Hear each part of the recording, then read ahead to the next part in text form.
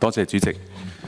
亦都喺呢度咧，先感謝局方啦。其實過往喺呢段時間入邊都有好多嘅溝通啦，同我哋議員。咁所以先俾個讚大家咧，就有以下呢兩點嘅。第一就係個總開支啦，我哋下降咗啦。第二個營運赤字年度嘅營運赤字亦都減少咗啦。咁我有3點咧係想再了解多少少嘅啫。第一咧就喺EMPF 嘅人手方面，因為見到營運商係有接近4000人，咁想了解多少少咧，呢個係咪一個長期嘅安排咧？因為頭先吳議員都講咗啦，其實我哋應該要做嘅就係解決翻改善呢個平台嘅流程嚇，咁就唔好變到頭痛醫頭腳痛醫腳，令到個營運商繼續要有咁多嘅人手嚇。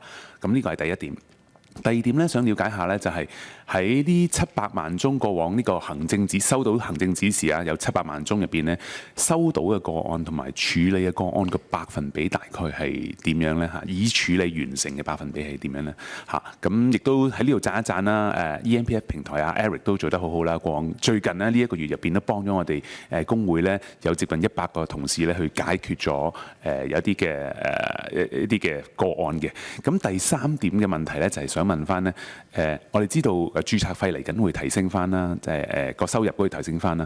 咁但係咧，我又啱啱望到 Appendix B 嗰度咧係望緊話投資收益咧係較預期咧係會減低接近40%嘅，40.6%比起上年嘅建議修訂。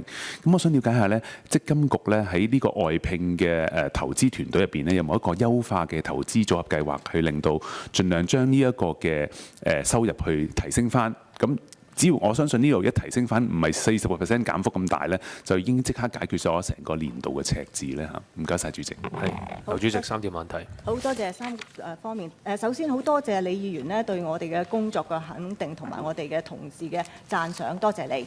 咁咧你有3方面嘅問題。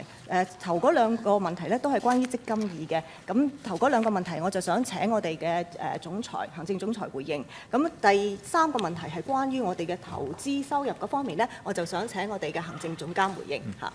行政總裁先。總裁先嚇。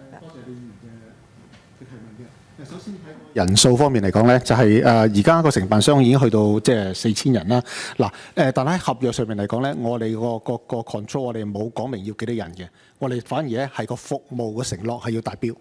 呢個主要個重點喺呢度。咁我哋都睇到咧，就係因為而家都係一個上台嘅高峰啦。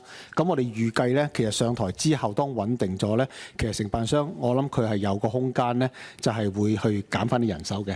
尤其是咧，因為我哋成個積金易嘅項目咧，係要強調咧，就係要去推進個電子化。咁隨住電子化嘅時候嚟講咧，我相信佢嘅人手亦都可以精簡嘅。咁所以呢一方面咧，我哋會繼續去監察啦。但係最主要咧，個目的唔係人數，係佢個服務承諾係能夠達標。咁第二樣嘢咧，就第二個問題就係嗰700萬個嘅所謂instruction 啦。呢個係講緊係我哋已經完成咗處理咗嘅700萬個係做晒嘅嚇，就係過去呢段時間去到呢個階段。咁主席我嘅報告係咁。好，跟住行政好快脆啊！多謝李議員啊，咁關心我哋嘅投資收益。事實上係嘅，根據咧我哋啲總資即係個非經常補助金咧，裏邊咧有一半咧就係交俾呢個基金經理幫我哋投資嘅。咁我哋當然咧就好似我哋即係監督嗰啲受託人嗰啲表現一樣咧，我哋都係咧非常嚴謹去監督住佢嘅表現嘅。